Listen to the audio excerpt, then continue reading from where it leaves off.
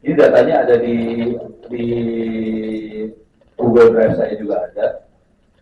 Ini saya kasih lihat bagaimana dari data kita bisa dapetin sesuatu.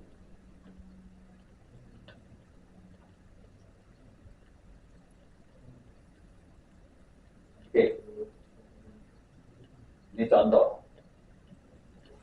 Ini data 1000 UMKM di Bekasi. Oke, ada provinsi, kabupaten, kecamatan, kelurahan, ini sama semua, jadi nggak terlalu masalah. Ada modal, ada status pemilik atau bukan, ada tingkat pendidikan, ada lagi ini cuma mati logika berpikir ya. Ada lagi pendidikan, terus ada lagi skala, ada lagi di sebelah sana ada metode pemasaran, penggunaan teknologi, ada lagi omset. Oke. Dengan data seperti ini datanya tentunya Pak Excel ya. Pertanyaannya, masalah yang ada apa? Kebayang nggak? Lihat data seperti ini, coba lihat pelan-pelan aja ya. Bisa lihat nggak masalahnya di mana? Mabok bro. Ini datanya ada 1000 UMKM Kota Bekasi. Kalau yang ini kabupaten, kecamatan, kelurahan nggak beda-beda jauh satu sama lain, tapi mungkin akan terkonsentrasi di satu kelurahan. Modal, terus di sini ada omset, terus di sini ada penggunaan teknologi, ada yang pakai teknologi, ada yang elektronik, terus ada yang pakai pemasarannya manual, ada yang digital, terus ada omset. Dari data seperti ini kita bisa lihat apa? Bisa apa? Kalau mau ngambil datanya bisa diambil di sini loh. Kalau pengen lihat di komputer masing-masing ya. Coba masuk ke sini tadi. Saya kasih lihat dulu ya. s.id/free OWP ebooks. Oke. Terus di sini ada orange. Agak yang folder paling bawah orange, diklik orange, nanti di bagian bawah itu ada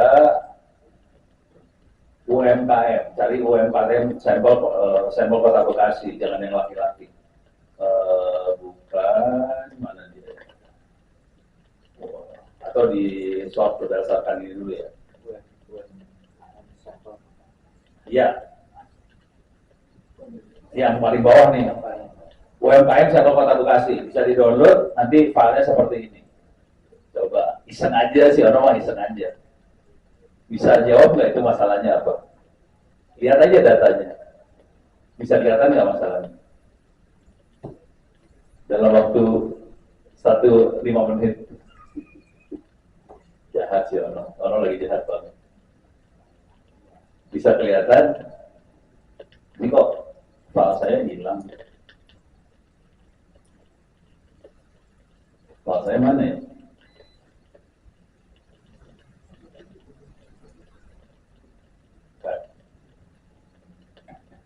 Oh ini dia.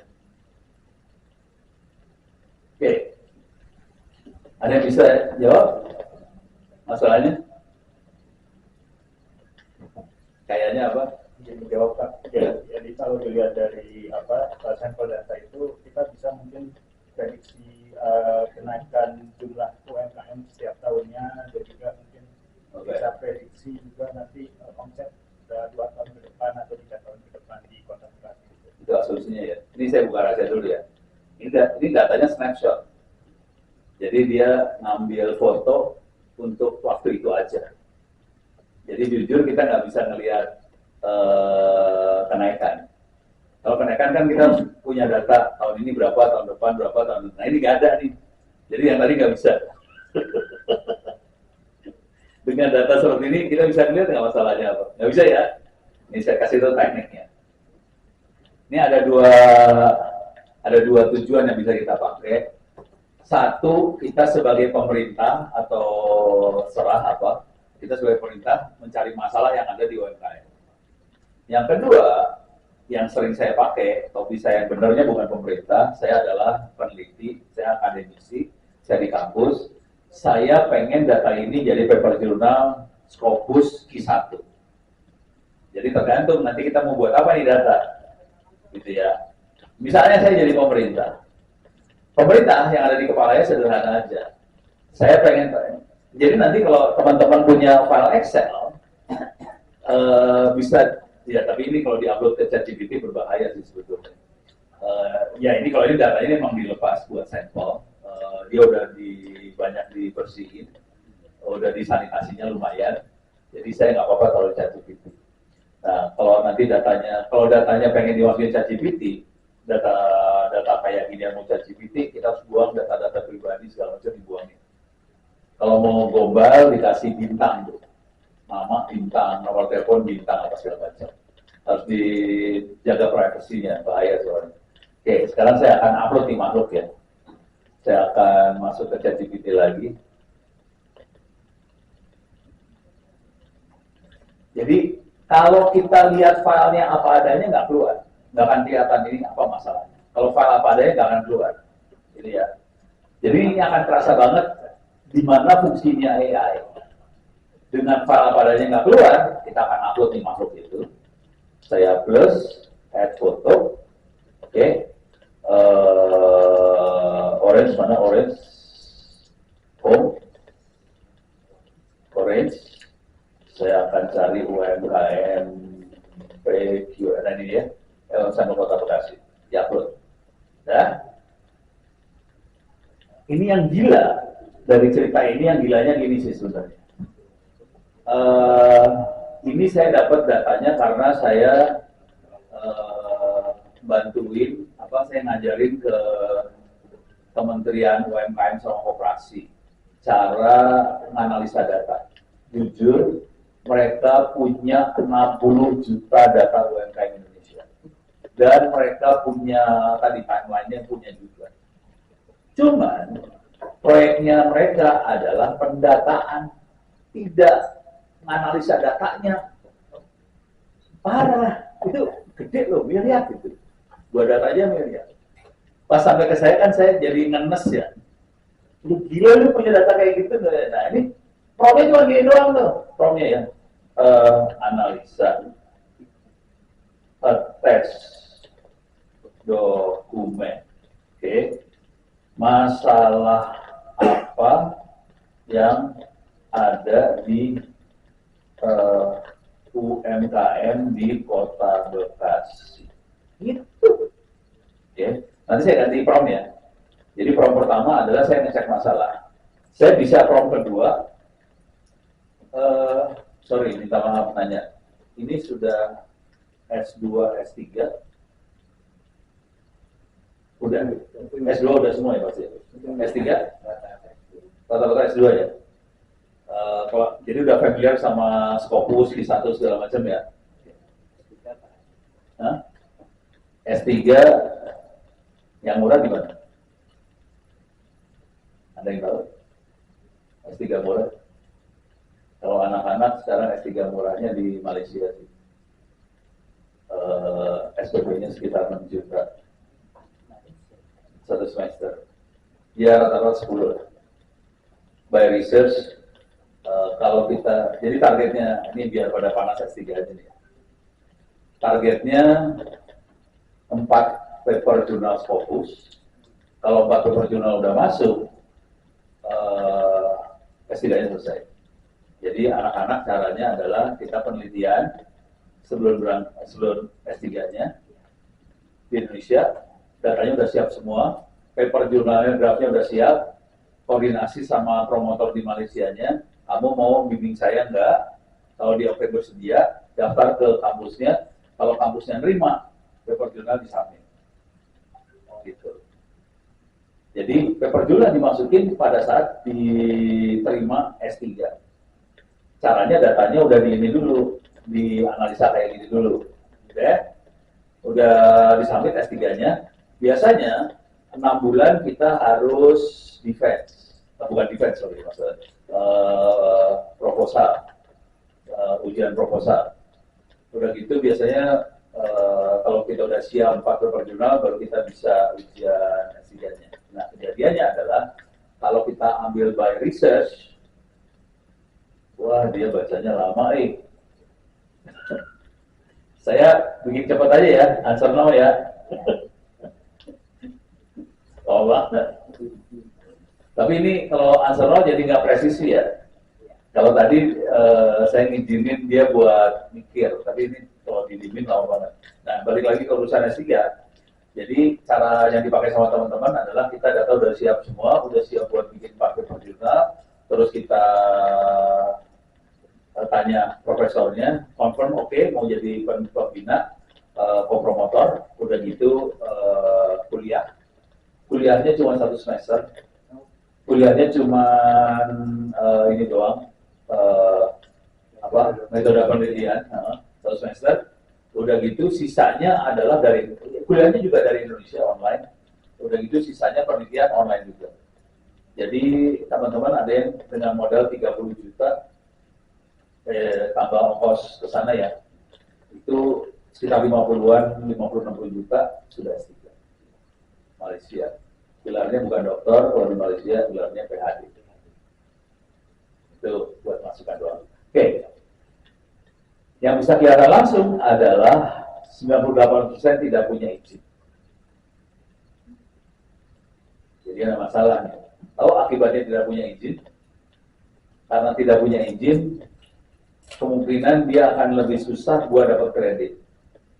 Kemungkinan pendanaan segala macam jadi lebih susah karena tidak punya izin. Oke, kalaupun dapat kredit dari KTP ya mungkin ada, cuman lebih aman kalau kita punya izin. Oke. Dari 1000 UMKM hanya 20 UMKM yang punya izin. Parah. Ini dia langsung deteksi loh. Deteksi, terus di sini keuangan buruk. 71% tidak punya laporan keuangan. Terus digitalisasi pemasaran sangat rendah. Rata-rata non-digital. E-commerce hanya 14 UMKM yang e-commerce. Sisanya manual. Oke. Teknologi manual. 940 UMKM, 94% teknologi manual, 30 yang elektronik. Omset mayoritas rendah. Rata-rata 7 juta. Gitu. Jadi kelihatan urusannya gini. Nanti bisa di-prom lagi. Ini pengen nanya. Ini kan kalau kita lihat datanya ya. Mana sih tadi datanya? Yeah.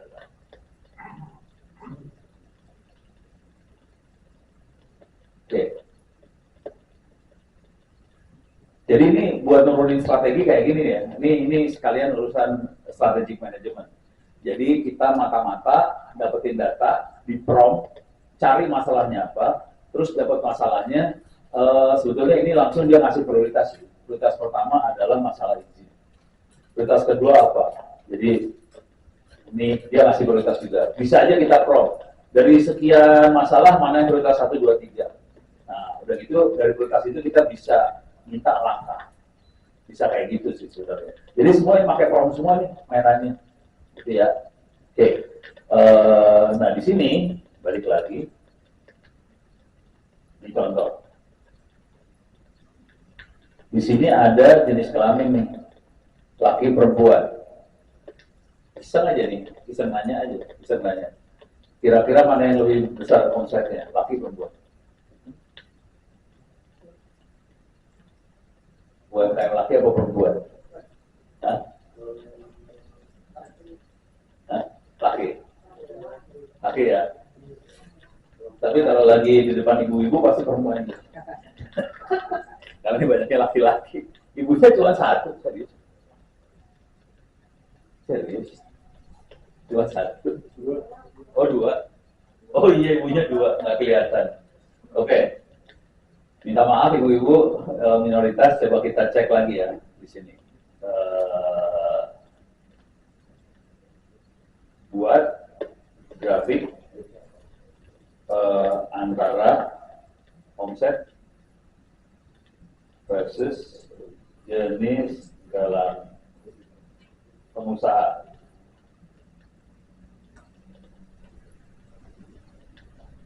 Ini bisa kelihatan sih, ada segregasi antara answer no aja biar cepetan. Nah, ini saya ngulang proses tadi ya. Jadi prosesnya mata-mata, terus kita lihat masalahnya, terus kita cari strategi. Sebenarnya kita cari prioritas sih sebetulnya. Kita harus cari prioritas dari masalah tadi, prioritas mana yang urutan prioritasnya kayak gimana, terus kita nentuin langkahnya seperti apa. Ini lama ya, ChatGPT lama banget ya. Oke, ini grafiknya kelihatan. Beda dikit. Laki-laki sekitar 7,1, perempuan sekitar 6,8. Tapi laki-laki lebih banyak duitnya, sedikit daripada perempuan. Jadi nggak terlalu bisa dibanggain juga sih sebenarnya, hampir sama. Oke, sampai tahap ini kita baru dapetin masalahnya apa. Sekarang kita bisa lagi nge-prompt, buatkan prioritas masalah yang harus dipecahkan.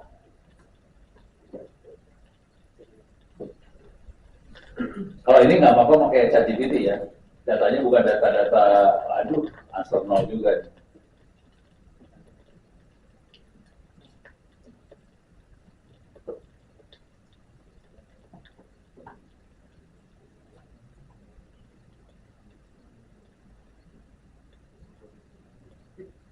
Ada pertanyaan sampai sini?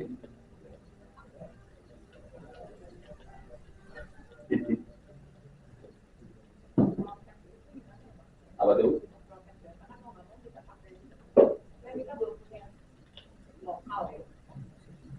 Oh, yang ChatGPT lokalnya belum ada.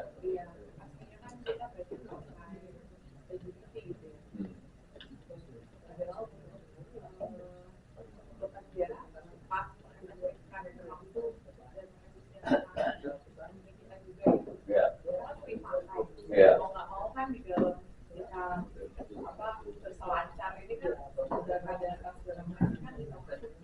Iya.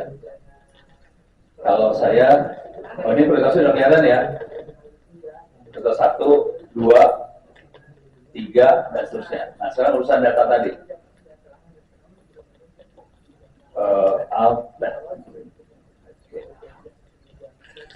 Yang inti logika berpikirnya sederhananya adalah supaya walaupun data kita upload, si komputer atau ChatGPT nggak terlalu bisa mengeksploitasi datanya kita. Intinya sederhananya kayak gitu. Cara yang bisa dipakai seperti apa? Sebetulnya ada di sini sih. Saya cerita aja ya, tapi ada di salah satu buku tentang keamanan AI. Di sini saya kasih lihatlah bukunya. Nah, mana dia? Ini, oke. Mana tadi?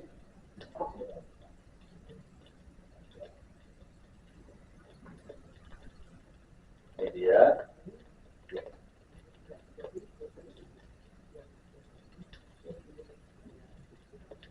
Keamanan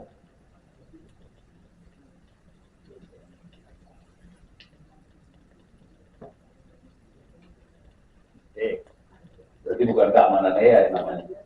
Saya harus baca, harus nyari. Bentar. Panduan praktis. Saking banyaknya buku, kadang-kadang saya lupa sendiri. Roadmap AI gotong royong, narasi AI proaktif, gotong royong pada masyarakat. Ini ada teknik cepat menulis buku juga ada di situ. Terus menulis buku, oke. Oh iya, ini ada paper dari Heidi. Ini buat jalan sih. Jadi kalau dibaca, ini adalah paper buat algoritma machine learning buat analisa letaknya di jalan. Jadi ini letak jalan. Dia pakai algoritma apa supaya bisa cepat terdeteksi. Jadi mudah-mudahan kalau HKI main di infrastruktur, main di jalan, ini bisa dilihat algoritma apa yang bisa kita pakai buat analisa. Jadi caranya nanti pakai kamera, ditaruh di mobil, jalan, nanti dia bisa tahu letak mana yang udah yang parah, yang mana segala macam bisa dilihat di sini. Ini ada algoritma segala macam.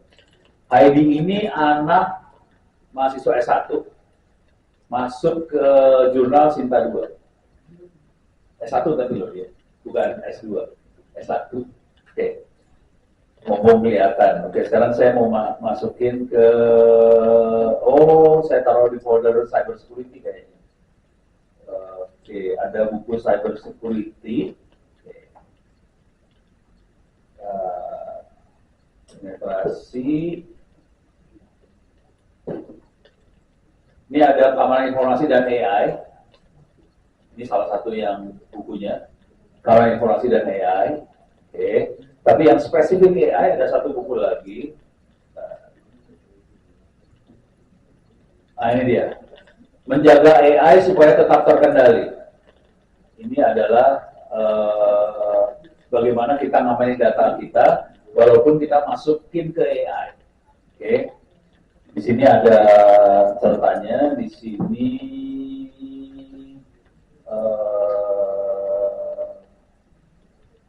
serangan cyber, bias.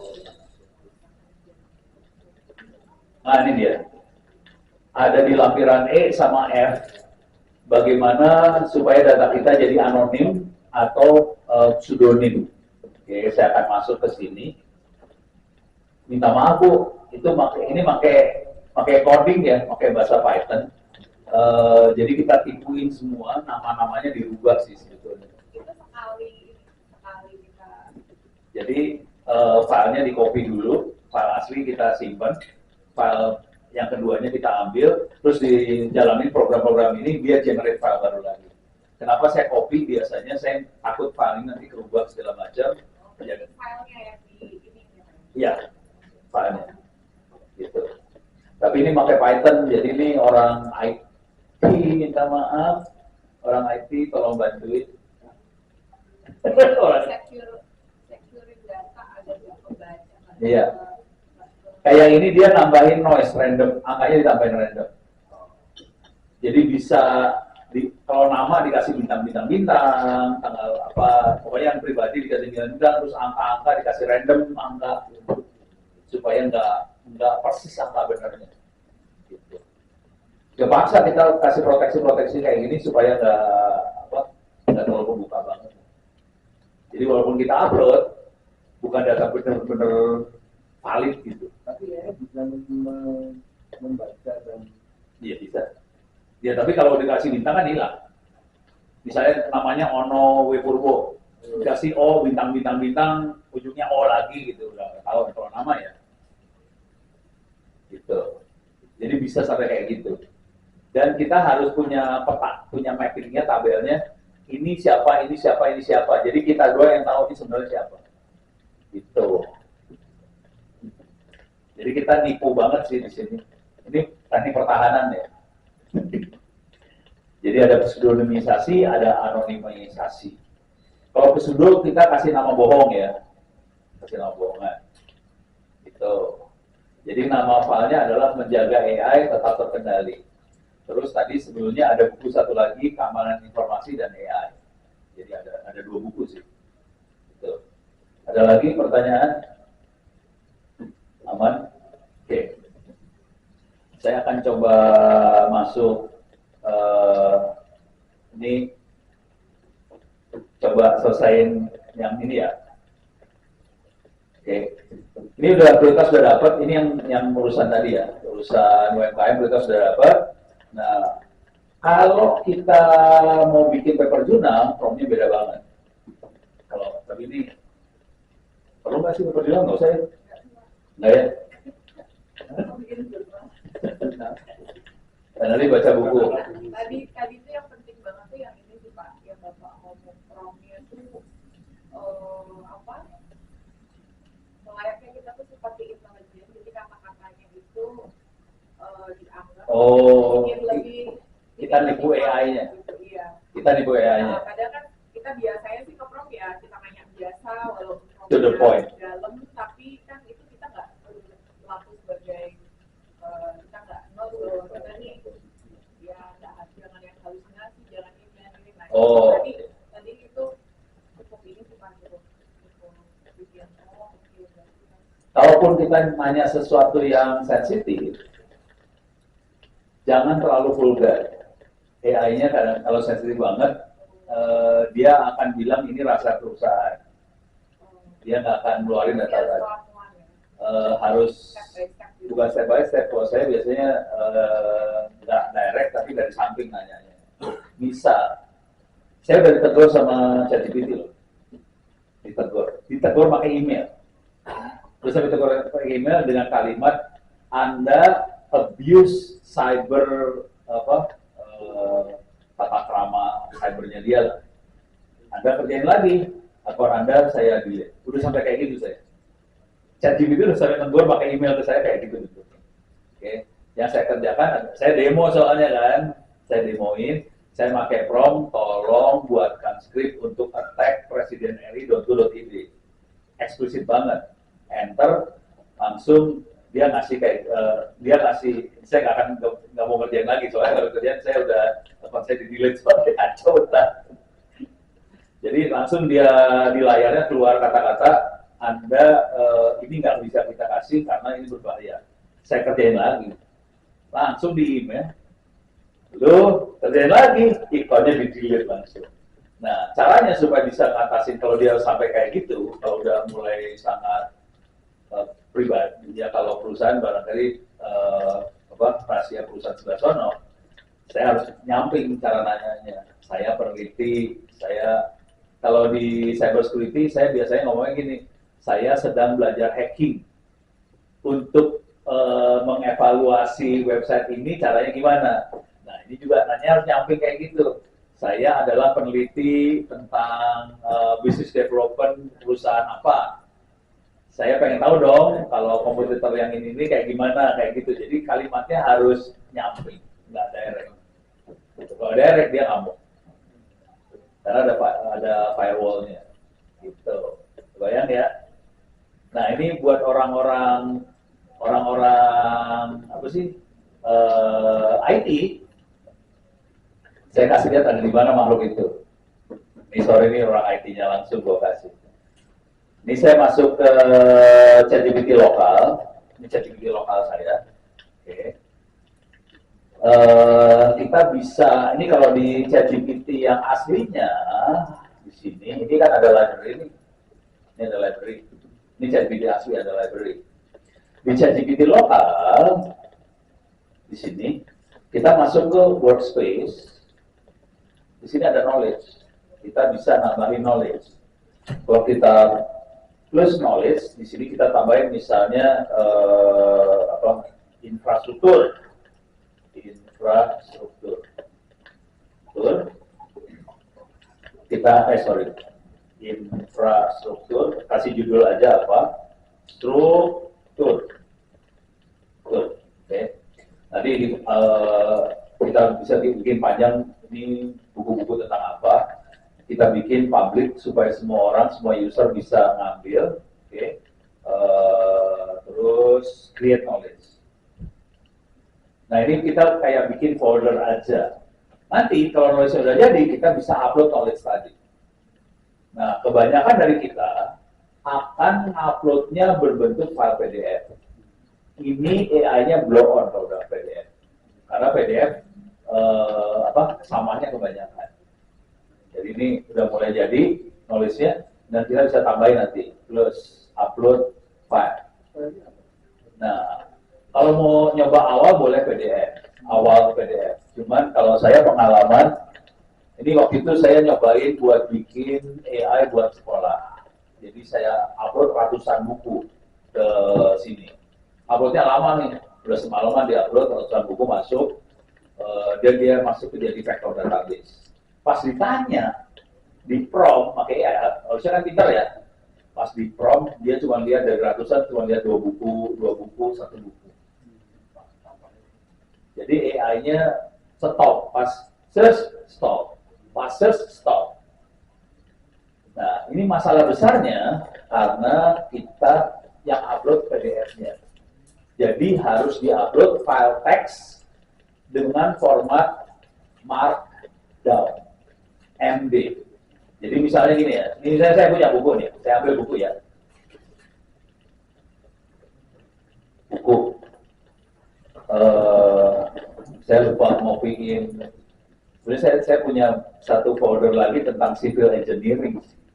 Ada satu folder. Cuman gue lupa, kalau lupa ada mainnya civil engineering. Ini banyaknya civil ya? Ada folder civil, ada di rumah, cuman gue lupa. Ya ini harusnya yang hacking saya buang aja diganti civil engineering, tapi udah lupa gue. Misal kita masuk ke ilmu yang saya nggak punya lah. Kita masuk ke buku manajemen. Misalnya kita masuk ke leadership. Di sini ada buku-buku leadership ya. Oke, sekarang saya akan cari yang tahun 2026 ya. 2026. Iyalah, nggak ada 2025. Oke. Agile transformation. Ini agile leadership. Kayaknya menarik nih. Jadi kita punya buku kayak gini ya. Oke. Ini saya akan gombalin nih buku ya. Bukunya akan saya gombalin. Ini saya akan bikin knowledge. Sorry, ini udah di luar tadi tim A-Tim B loh, ini udah di luar tim A-Tim B. Bagaimana kita bikin, kalau misalnya orang-orang IT harus bikin AI, kita bisa supply orang IT dengan knowledge yang kita punya. Caranya gini, ini saya pakai, sebenarnya di buku-buku saya terangin juga ada penjelasan. Tapi di buku itu saya pakai cara yang lebih susah, pakai programming bikinnya. Sekarang saya akan coba kasih lihat gimana caranya kita pakai prompt. Jadi saya punya buku ini, Executive Agile, segala macam ini. Oke. Ini beres ya. Oke, sekarang saya akan bikin knowledge-nya dia yang bisa dipakai buat AI. Caranya, ini ada file namanya Executive Agile. Saya akan masuk ke sini. Ini saya kasih lihat cara bikin aja ya. Cara global banget. Ini bakal saya bikin bukunya sih. Ini idenya barusan saya dapat deh. Sambil ngomong saya mikir kan, gimana caranya saya nerangin ke anda yang nggak bisa programming Python, tapi bisa bikin knowledge yang gampang. Nanti bentuk knowledge-nya harus seperti ini. Buatkan contoh knowledge dalam